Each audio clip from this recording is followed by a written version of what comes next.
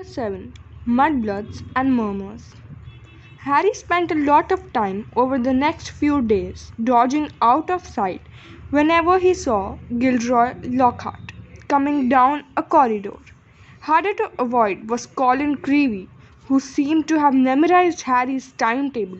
Nothing seemed to give Colin a bigger thrill than to say, "All right, Harry," 6 or 7 times a day, and hear, "Hello, Colin," back.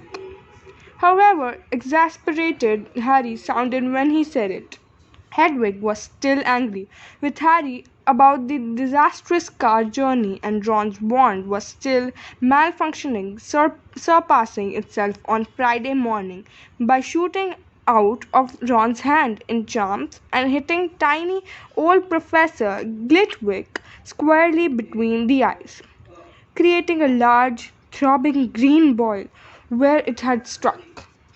So, with one thing and another, Harry was quite glad to reach the weekend.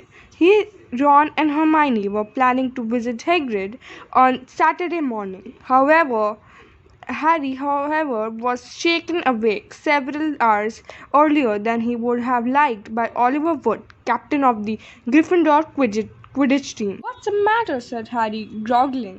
"Quidditch practice," said Wood. "Come on!" Harry squinted at the window. There was a thin mist hanging across the pink and gold sky.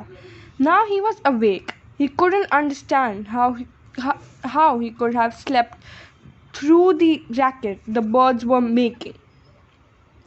"Oliver!" Harry croaked. "It's the crack of dawn." "Exactly," said Wood. He was a tall, burly sixth-year, and at the moment his eyes were gleaming with a mad enthusiasm. "It's part of a new training program. Come on, grab your broom and let's go," said Wood heartily. "None of the other teams have started training yet. We are going to be first off the mark this year." Yawning and shivering slightly, Harry climbed out of bed and tried to find his Quidditch robes. "Good man," said Wood. "Meet you on the pitch in 15 minutes." When he had found his scarlet team robes and pulled on his cloak for warmth, Harry scribbled a note to Ron explaining where he had gone and went down the spiral staircase to the common room, his Nimbus 2000 on his shoulder. He had just reached the portrait hole when there was a clatter behind him and Colin Creevey came dashing down the spiral staircase, his camera swinging madly around his neck and something clutched in his hand. "I hear someone saying your name on the stairs, Harry. Look what I've got here. I, I've had it developed. I want to show you." Harry looked be Harry looked bemusically at the photograph Colin was brandishing under his nose. A moving black and white Lockhart was tugging hard on an arm Harry recognized as his own. He was pleased to see that his photographic self was putting up a good fight and refusing to be dragged into view. As Harry watched, Lockhart gave up and slumped, panting against the white edge of the picture. "Will you sign it?" said Colin eagerly. "No," said Harry flatly, glancing around to check that the room was really deserted. "Sorry, Colin, I'm in a hurry. Quidditch practice." He climbed through the portrait hole. "Oh wow, wait for me. I've never watched a Quidditch game before." Colin scrambled through the hole after him. "It will be really boring," Harry said quickly. But Colin ignored him, his face shining with excitement. "You were the youngest house player in 100 years, weren't you, Harry?" "Weren't you?" said Colin, trotting alongside him. "You must be brilliant. I've never flown. Is it easy? Is that your own broom? Is that the best one there is?" Harry didn't know how to get rid of him. It was like having an extremely talkative shadow. "I don't really understand Quidditch," said Colin breathlessly. Is it true that there are four balls and two of them fly around trying to knock people off their brooms? Yes, said Harry heavily, resigned to explaining the complicated rules of Quidditch. They are called bludgers.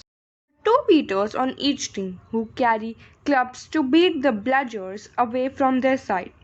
Fred and George Weasley are the Gryffindor beaters. And what are the other balls for?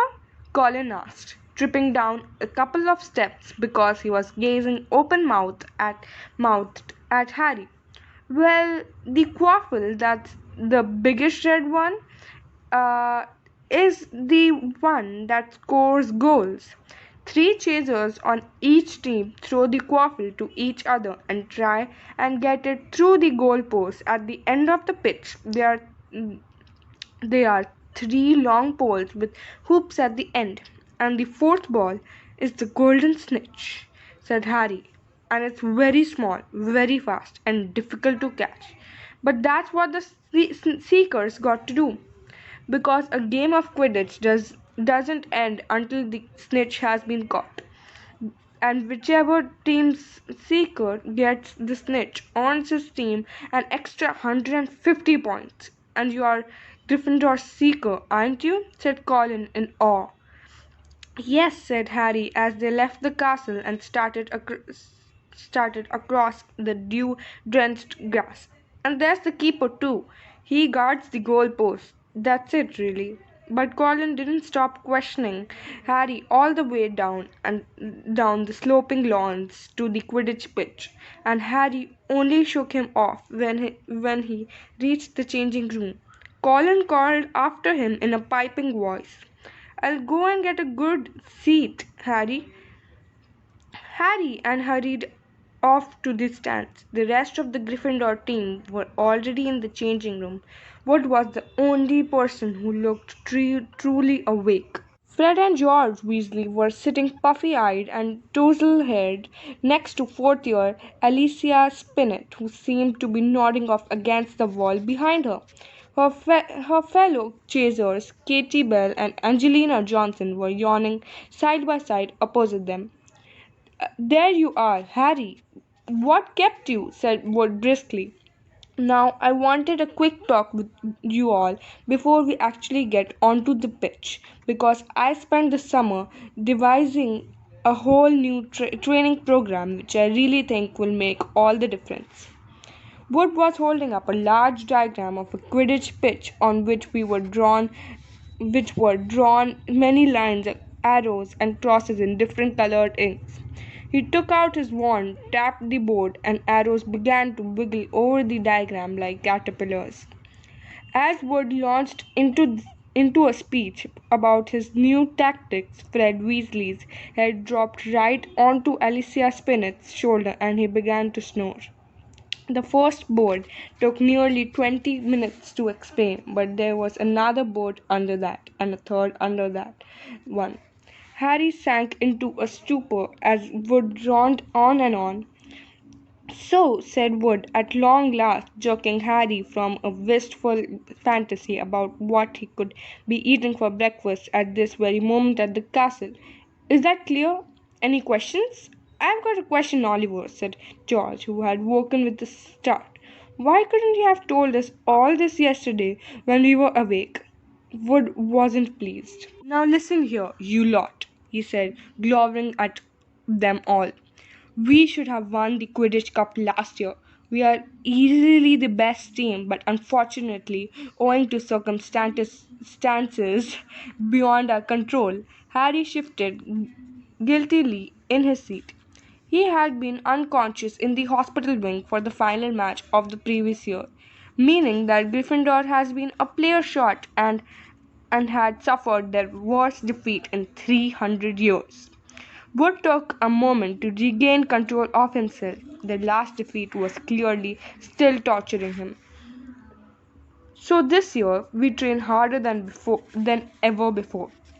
Okay, let's go and put our new theories into practice, Wood shouted, seizing his broomstick and leading the way out of the changing rooms. Stiff legged and still yawning, his team followed. They had been in the changing room so long that the sun was up properly now, although remnants of mist hung over the grass in the stadium. As Harry walked onto the pitch, he saw Ron and Hermione sitting in the stands.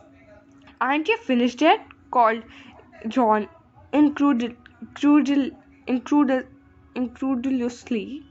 "Haven't even started," said Harry, looking jealously at the toast and marmalade Ron and Hermione had brought out of the great hall. "Wood's been teaching us new moves." He mounted his broomstick and kicked at the ground, soaring up into the air. The cool morning air whipped his face, walking him far more effectively than Wood's long talk. It felt wonderful to be back on the Quidditch pitch. He soared right around the stadium at full speed, racing Fred and George. "What's the funny clicking noise?" called Fred as they hurtled around the corner. Harry looked into the stands. Colin was sitting in one of the highest seats, his camera raised, taking picture after picture, the sound strangely magnified in the deserted stadium. "Look this way, Harry, this way!" he cried shrilly. "Who's that?" said Fred. "No idea," Harry lied, putting on a spurt of speed that took him as far away as possible from Colin. "What's going on?" said Wood, frowning as he skimmed through the air towards them. "Why's the first year taking pictures? I don't like it. He could be a Slytherin spy trying to find out about our new training program." "He's in Gryffindor," said Harry quickly, "and the Slytherins don't need a spy." "Oliver," said George. "What makes you say that?" said Wood testily. "Because they are here in person," said George, pointing. Several people in green robes were walking onto the pitch, broomsticks in their hand. "I don't believe it," Wood hissed in outrage. "I booked the pitch for today. We will see about this." Wood shot towards the ground, landing rather harder than he meant to in his anger. Staggeringly, slightly as he dismounted, Harry, Fred, and George followed. "Flint," Wood bellowed at the Slytherin captain, "this is our practice time. We got up specially. You can clear off now." Marcus Flint was even larger than Wood. He had a look of trolling cunning on his face as he replied, "Plenty of room for all of us, Wood." Angelina, Alicia, and Katie had come over too. There were no girls on the Slytherin team who stood shoulder to shoulder facing the Gryffindors, leering to a man. "But I booked the pitch," said Wood positively, spitting with rage. "I booked it." "Ah," said Flint, "but I've got a specially signed note here from Professor Snape. I, Professor S. Snape, give the Slytherin team permission to practice today on the Quidditch pitch, owing to the need to train their new seeker." "You've got a new seeker," said Wood, distracted. Where? And from behind the six large figures were them came a seventh smaller boy, smirking all over his pale, pointed face. It was Draco Malfoy. "Aren't you Lucius Malfoy's son?" said Fred, looking at Malfoy with dislike. "Funny you should mention Draco's father," said Flint, as the whole Slytherin team smiled still more broadly. Let me show you the generous gift he's made to the Slytherin team."